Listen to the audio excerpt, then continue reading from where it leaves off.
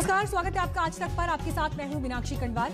किसान आंदोलन 47 दिन से जारी है, लेकिन आज सुप्रीम कोर्ट से जो बड़ा डेवलपमेंट हुआ, आदेश इस पर कल कुछ आ सकता है। आज शाम अंतरिम आदेश आ सकता है, इस तरह की खबरें निकलकर सामने आ रही हैं। कोर्ट ने कहा कि संभव हुआ तो टुकड़ों में फैसला देंगे, यानी अंतरिम आदेश के तौर पर आज कुछ तस्वीर साफ हो सकती है, कल फैसले को लेकर कुछ और जानकारी सामने आ सकती है। कोर्ट ने लेकिन केंद्र सरकार को कड़ी फटकार लगाई। कोर्ट ने कहा कि किसानों पर केंद्र सरकार की अब तक की कोशिशों से कोर्ट निराश है। सुप्रीम कोर्ट ने पूछा कि जब किसानों के लिए कुछ नहीं कर सकते तो नए कानून को होल्ड क्यों नहीं करते, और अगर आप होल्ड नहीं करेंगे तो फिर हम कर देंगे। सीजीआई ने कहा कि हम कृषि विशेषज्ञों की एक कमेटी बनाना चाहते हैं और कमेटी की रिपोर्ट आने तक कानून के लागू होने पर रोक लगाना चाहते हैं। कोर्ट ने कमेटी के लिए किसानों और सरकार से नाम भी मांगे हैं, लेकिन कोर्ट ने यह भी कहा है कि टुकड़ों में यह आदेश आ सकता है, यानी आज भी शाम तक अंतरिम आदेश आने की उम्मीद है। इसके अलावा कल भी कुछ तस्वीर इस पर हो सकती है। लेकिन इस बीच सुप्रीम कोर्ट, देश की सर्वोच्च अदालत, किसान आंदोलन के मद्देनजर ये कह रही है कि अगर किसान आश्वस्त नहीं है, अगर वो इस पर संतुष्ट नहीं है, तो ऐसे में एक कृषि विशेषज्ञों की कमेटी बनाकर जिसपे नाम सुझाए जाएं, और तब तक, यानी जब तक ये कमेटी कोई फैसला ना दे दे, अपनी राय ना दे दे, तब तक कानून को लागू ना किया जाए, यानी कानून को होल्ड कर दिया जाए। और अगर सरकार नहीं करती तो फिर हम ऐसा करने पर विचार करेंगे। लेकिन सरकार के अभी तक की बातचीत और काम करने के तरीके से सुप्रीम कोर्ट खुश नहीं है। कोर्ट ने कहा कि जो समाधान इस समय तक निकल जाना चाहिए था उस पर कुछ हुआ नहीं है। लेकिन इस बीच वो 9 दौर की बातचीत भी सामने है, जिस पर सरकार के मंत्री और किसान संगठन के नेता आमने सामने बैठे। हालांकि जो 4 मुख्य बिंदु थे किसानों की मांगों के, उसमें 2 को तो सरकार ने मान लिया। एमएसपी पर लिखित आश्वासन देने को सरकार तैयार है, लेकिन कानून वापसी की जो मांग है किसानों की, उस पर सरकार भी अड़ी हुई है कि कानून वापसी जैसा कदम नहीं हो सकता है, संशोधन मुमकिन है।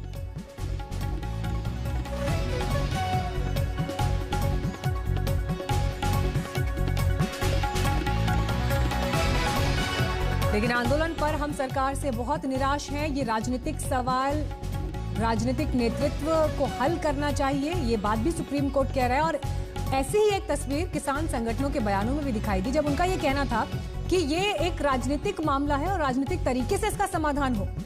लेकिन इस बीच सुप्रीम कोर्ट ने अपना ऑब्जर्वेशन इस पर दिया है और कहा है कि इसमें टुकड़ों पर फैसला आ सकता है। दरअसल आज 3 याचिकाएं थी जिस पर सुनवाई हुई।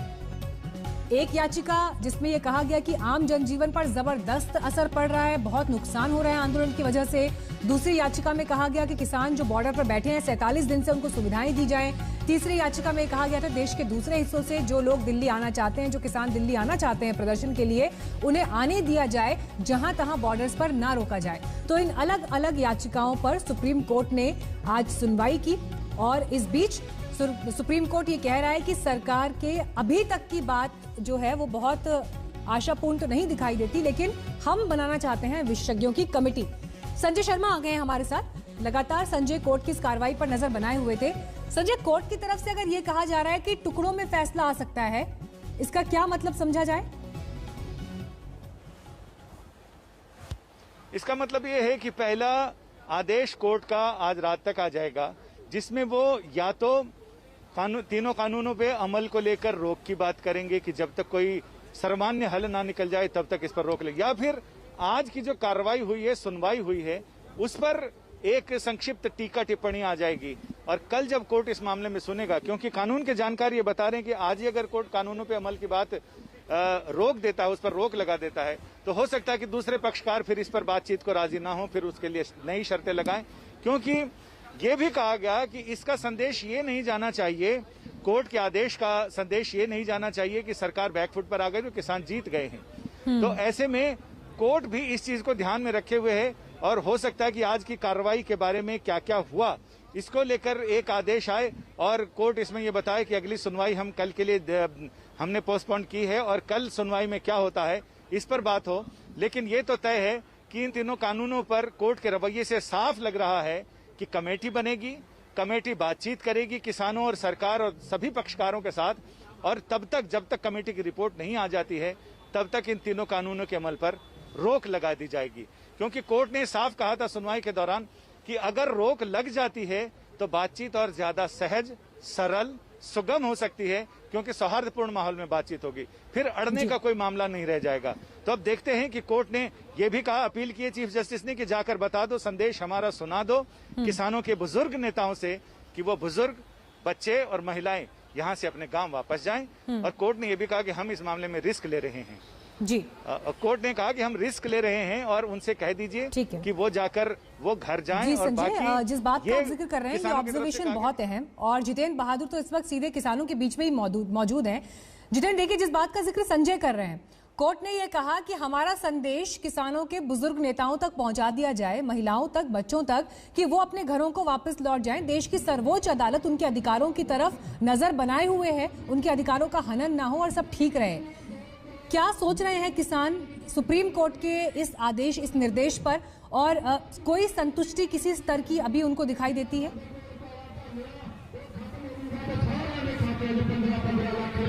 बिल्कुल मीनाक्षी, किसानों से हमने जो बातचीत किया है अब तक उनका ये कहना है कि कमेटी बनाने को लेकर के सुप्रीम कोर्ट की तरफ से जो कहा गया है नाम देने के लिए, उस पर ये लोग क्या सोचते हैं इनसे खुद ही जानते हैं। ये बताइए कि सरकार की तरफ से और उसमें कमेटी में नाम देने के लिए सुप्रीम कोर्ट ने कहा कि सरकार और जो किसान संगठन है वो अपना नाम दे। ऐसे में आप लोग क्या सोचते हो और किस तरीके से आगे बढ़ोगे? मैं किसान मजदूर संघर्ष कमेटी का सीनियर नीति प्रधान सुंदर सिंह चौटाला बोल रहा हूँ। जो हम वो पहले सरकार को बोल दिया है, जो 8 तारीख वाली मीटिंग थी उसमें बोल दिया था कि हम कमेटी नहीं मांगते, सुप्रीम कोर्ट इसका निपटारा करे, सरकार करे, जहाँ सुप्रीम कोर्ट करे, ना हम पार्टी बनना चाहते हैं, क्योंकि उधर में रिट पई है, पहले ऑलरेडी पई हुई है रिट, उसका हम पार्टी नहीं बनना चाहते। क्योंकि ये जो मामला है ये सरकार का है, तो सरकार इलेक्टेड है, लोगों की वोटों से सरकार दिल्ली में बैठी है, इसलिए जो ये काले कानून है जो इसने पास किया है, क्योंकि विषय सरकार का नहीं है, ये विषय राज्यों का विषय है, इसलिए जो पास किया है उसको रद्द करे सरकार, सुप्रीम कोर्ट में ना घसड़े हम लोग।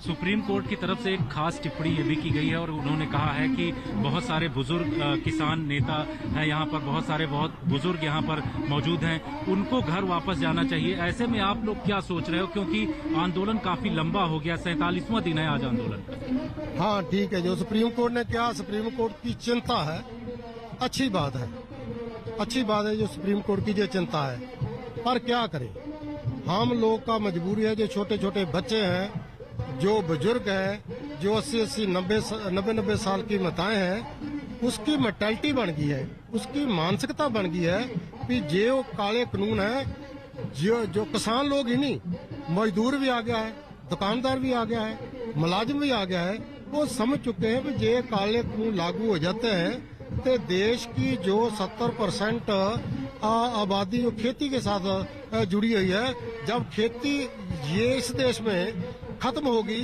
तो दुकानदार छोटा भी खत्म होगा, छोटा व्यापारी भी खत्म होगा। इसलिए इस मोर्चे के लिए लोगों की सहानुभूति बहुत है, लोग मान रहे हैं, इसलिए 80-90 साल के जो बुजुर्ग जाना नहीं चाहते वो बोलते कानून रद्द हो। एक इम्पॉर्टेंट बात ये भी कहा गया है कि वहाँ जिस तरीके से आप लोग के यहाँ ढोल नगाड़े लेकर के आ रहे हैं, ट्रैक्टर मार्च निकाल रहे हैं, ऐसे में ज्यादा खतरा हो सकता है, उसके लिए आप लोग किस तरीके की सावधानी बरत रहे हैं, कुछ गड़बड़ी ना हो, इस बात को भी टिप्पणी सुप्रीम कोर्ट की तरफ से की गई। देखो जी, ऐसे नहीं है कोई ढोल नगारा तो इधर नहीं, क्योंकि इधर कोई 70 किसान जो है उसकी मौतें हो गई है, शहीद हो गए हैं। सरकार, देश का प्रधानमंत्री जो चुना है, लोगों की वोटों से चुना है, देश के शासन में ऊपर बैठा है उसके ऊपर, उसका एक बार भी नहीं बोला, उसने एक बार भी बोला, इतने लोग मर चुके हैं, तो उसकी टिप्पणी आनी चाहिए, जिम्मेवार आदमी है, उसकी टिप्पणी आनी चाहिए।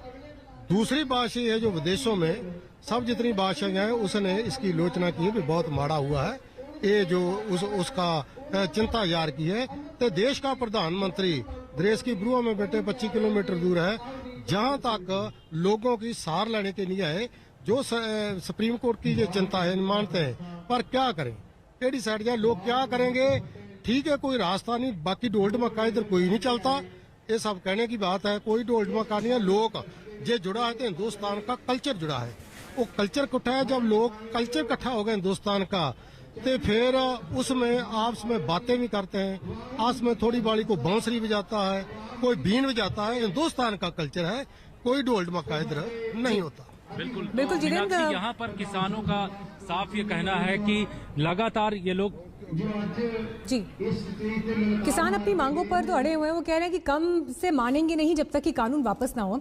लेकिन संजय, एक बात मैं आपसे भी समझना चाहूंगी, जिस बात का जिक्र आप कुछ देर पहले कर रहे थे कि सुप्रीम कोर्ट कभी नहीं चाहेगा कि इंप्रेशन किसी की जीत और हार जैसा जाए, क्योंकि अगर कानून की ही बात है, जो संसद से पास अगर कानून है, जिस बात का जिक्र हम लगातार कर रहे हैं कि विरोध अगर इस तरह के होंगे तो कल को कोई और कानून पास होगा और उसके विरोध में भी अगर ऐसे हजारों की संख्या में लोग बैठ जाएंगे प्रदर्शन करने के लिए, तो सरकार चाहे किसी भी दल की हो, समस्या तो हमेशा के लिए हो जाएगी ना फिर ये। और ये चिंता सुप्रीम कोर्ट की भी होगी। इसके मद्देनजर भी क्या कोर्ट का कोई ऑब्जर्वेशन था? सुप्रीम कोर्ट ने ये साफ कहा कि जब तक इस मामले का निपटारा ना हो जाता है, सुलह नहीं हो जाती है दोनों पक्षों में, तब तक इसको स्टे कर दिया जाए, इस पर अमल को। इस पर अटॉर्नी जनरल ने कहा कि कोई भी कानून तब तक उसको होल्ड नहीं किया जा सकता जब तक वो लोगों के, नागरिकों के बुनियादी अधिकारों पर कोई असर ना डाले या संविधान की मूल भावना के खिलाफ ना हो। तो इसमें किसी भी याचिकाकर्ता ने अपनी याचिका में जिक्र नहीं किया है कि इस कानून की वजह से उनके बुनियादी अधिकारों पर असर पड़ रहा है। ऐसे में सुप्रीम कोर्ट ने कहा कि मिस्टर अटॉर्नी जनरल, हम कानून को स्टे करने की बात नहीं कर रहे हैं, हम होल्ड करने की बात कर रहे हैं इस पर अमल को। जब तक कमेटी बन जाए, बातचीत आगे बढ़े और उस पर कोई सर्वमान्य हल ना निकल जाए, तब तक इसको होल्ड पे कर दिया जाए।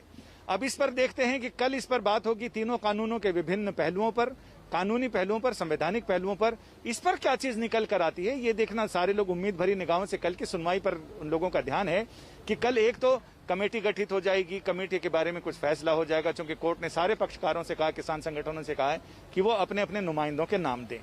कल ये हो जाएगा कमेटी की अगुवाई कौन करेगा और कमेटी कैसे काम करेगी। यानी जो कहते हैं अपनी साधारण भाषा में बताऊं तो खेल के नियम तय हो जाएंगे और उसके बाद फिर कमेटी काम करेगी। उसमें कितने किसान यूनियन आते हैं, कितने वहां भी ये कहते हैं कि हमें कमेटी के सामने नहीं जाना है, जैसे अभी ये कह रहे थे।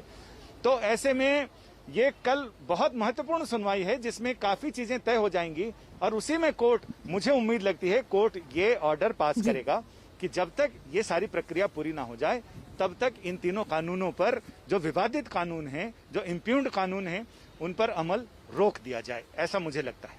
ठीक है, तो अंतरिम आदेश का अब इंतजार करना चाहिए, जिस बात का जिक्र संजय कर रहे हैं कि देर शाम तक आ सकता है। फिलहाल संजय, आपका और जितेंद्र, आप दोनों का बहुत बहुत शुक्रिया हमें जानकारी देने के लिए। एक ब्रेक के लिए हम यहाँ पर रुक रहे हैं, लेकिन खबरों का सिलसिला आगे जारी रहेगा। आप देखिए, बेटियों ने पहली बार उत्तरी ध्रुव के ऊपर सबसे लंबी उड़ान पूरी करके इतिहास रच दिया। एयर इंडिया की 4 महिला पायलट्स का यह दल सैन फ्रांसिस्को से उड़ान भरा और डायरेक्ट बेंगलुरु एयरपोर्ट पर आज सुबह करीब 4 बजे लैंड हुआ। इस उड़ान पर जोया अग्रवाल के साथ कैप्टन तन्मयी पबगिरी, कैप्टन आकांक्षा सुनावने और कैप्टन शिवानी मनहास थी।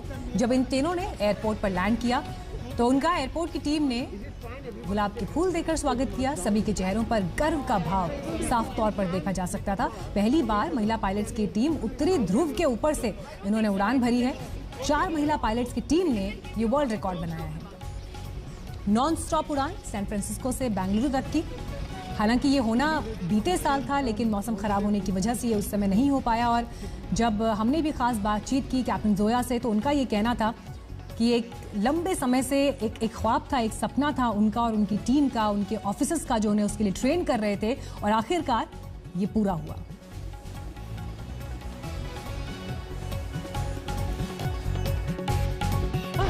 सिलिकॉन वैली अमेरिका की, सिलिकॉन वैली इंडिया की कनेक्ट करने का आज मुझे बहुत ही खुशी है। Air India, government of India और हम सब ने मिलकर ये एक सपना साकार किया है, जो कि 2 सिलिकॉन वैली को कनेक्ट करता है। यह है दुनिया की सबसे लंबी उड़ानों में से एक उड़ान है, जो आज हम नॉर्थ पोल, उत्तरी ध्रुव के ऊपर से उड़ान भर के आए हैं। यह एक बहुत ही बड़ा इतिहास का पन्ना पलटा है हमने, और ये हम सब ने महिला विमान चालिकाओं ने करा है। आप बताइए, 4 आपके सामने विमान चालिकाएं इतनी हिस्टोरिक फ्लाइट उड़ा के आई हैं, इससे ज्यादा वुमेन एम्पावरमेंट और कुछ नहीं हो सकती। यह है एक लड़की जो बाहर देख रही है, उसके लिए ये एक सपना सच करने का जरिया है कि सपनों को मत छोड़िए, सपने को देखिए, उसकी आंख में देखिए, परिश्रम करिए दृढ़ता से और आप वहां पे जरूर पहुंचेंगे। नमस्कार, मैं हूं अंजना ओम कश्यप। हमें उम्मीद है ये वीडियो आपको पसंद आया होगा। लेटेस्ट खबरों के लिए यूं ही देखते रहिए आज तक, और इस वीडियो के पसंद आने पर लाइक, शेयर एंड सब्सक्राइब करना ना भूलें।